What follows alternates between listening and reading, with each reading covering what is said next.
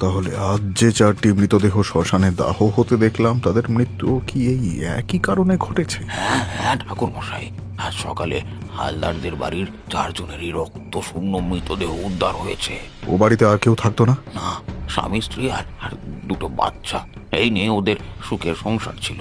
আজ সকালে আমাদের গ্রামের হরি কোনো বিশেষ কাজে হালদারের বাড়িতে যায়। ভেতর থেকে কারো সাড়া না পেয়ে ওই আমাদের এসে খবর দেয়।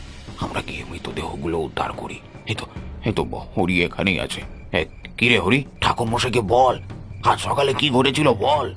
সে কি আর বলবো ঠাকুরমশাই, আসলে হালদার দাদা রোজ সকালে আমাদের বাড়িতে গিয়ে দুধ দিয়ে আসতো, কিন্তু আজ অনেকটা বেলা হয়ে যাওয়ার পরেও যখন হালদার দাদা এলো না, তখন মাই আমাকে ওদের বাড়িতে পাঠিয়েছিলেন।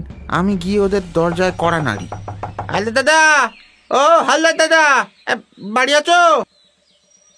কি হলো, কেউ সাড়া দিচ্ছে না কেন? বিপদ আপদ হলো নাকি?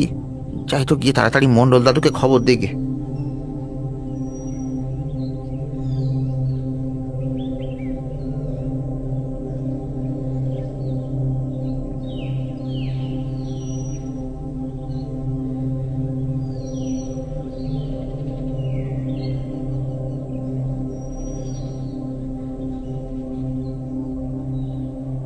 এসব তুই কি বলছিস হরি?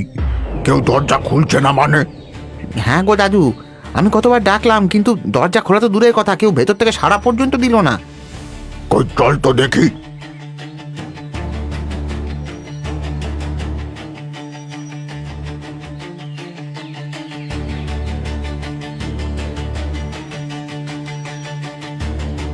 তারপর গ্রামের আরো কয়েকজনকে নিয়ে আমরা হালদার দাদাদের বাড়িতে আসি। দরজা ভেঙে আমরা দেখি যে ওই বাড়ির 4 জনেই মৃত অবস্থায় বিছানায় শুয়ে রয়েছে। সকলেরই দেহ ফ্যাকাশে।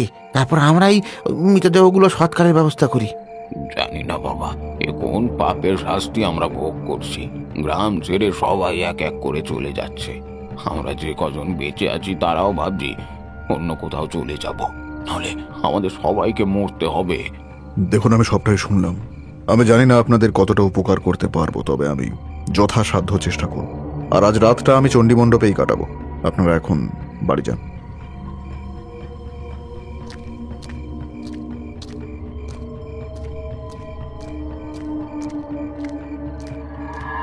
তারানাথ স্থির করে সে একবার সুবলদের বাড়িতে গিয়ে তাকে দেখে আসবে। সে সুবলের বাড়িতে গিয়ে উপস্থিত হয়। সুবলদের বাড়িতে পা রাখার সাথে সাথে সে বুঝতে পারে এ বাড়িতে কোনো অশুভ শক্তির ছায়া পড়েছে। এই বাড়ির পরিবেশ মোটেই স্বাভাবিক নয়। এখানে অশুভ শক্তির আধিপত্য রয়েছে। আরে আরে ঠাকুর মশাই, আসুন আসুন। বাহ, তুমি তো দেখছি পুরোপুরি সুস্থ হয়ে গেছো সুবল। হ্যাঁ ঠাকুর মশাই, সবই আপনার দয়ায়। আপনি আমাকে নতুন জীবন দান করেছেন। আমি চিরকাল আপনার কাছে ঋণী হয়ে রইলাম ঠাকুর মশাই। না সুবল, আমি কিছুই করিনি, সবই মা ঈশ্বরের কৃপা। কিন্তু ঠাকুর মশাই, আমাদের আর এই গ্রামে থাকা হলো না। কালই আমরা এই গ্রাম ছেড়ে চলে যাব। কেন চলে যাবে? কেন? কেন আপনি শোনেননি? আমাদের গ্রামে যে মরগ লেগেছে ঠাকুর মশাই, রোজ একজন করে মারা যাচ্ছে। কে বলতে পারে কাল হয়তো আমারই পালা। আমি সবই শুনেছি, আর আমি এই বিষয়ে হস্তক্ষেপও করেছি। তুমি চিন্তা করো না, আমি এর বিহিত করার যথাসাধ্য চেষ্টা করব। ঠাকুর মশাই, আপনি আমাদের বাঁচান ঠাকুর মশাই। আমার ছেলেটাকে আপনি নতুন জীবন দিয়েছেন, এবার আমাদের গ্রামটাকে আপনি রক্ষা করুন ঠাকুর মশাই। যদি কেউ পারে তবে সেটা আপনি। আপনি চিন্তা করবেন না মা। আমি যখন একবার এখানে এসে পড়েছি, তখন এই গ্রামকে আমি এই অশুভ শক্তির হাত থেকে রক্ষা করবই। আপনি আমাদের বড় নিশ্চিন্ত করলেন ঠাকুর মশাই। তবে একটা নিবেদন করব, আজ রাতটা আপনি এখানেই থাকুন। ঠিক আছে মা, আপনি যেমনটা চাইবেন।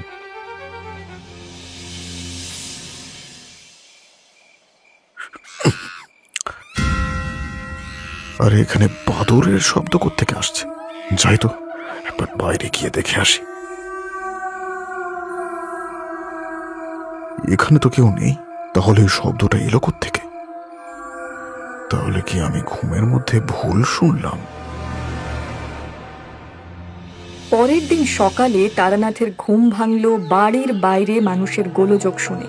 তিনি উঠে বাইরে এলেন, দেখলেন বাড়ির সামনে মানুষের জটলা। জিজ্ঞেস করলেন, কি ব্যাপার, কি হয়েছে এখানে?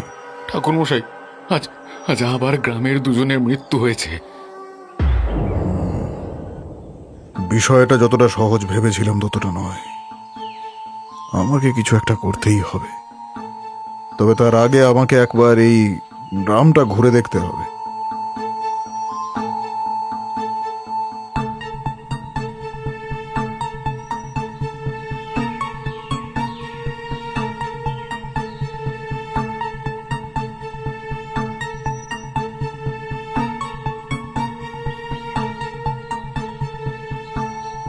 না, এভাবে আর চলতে দেওয়া যাবে না।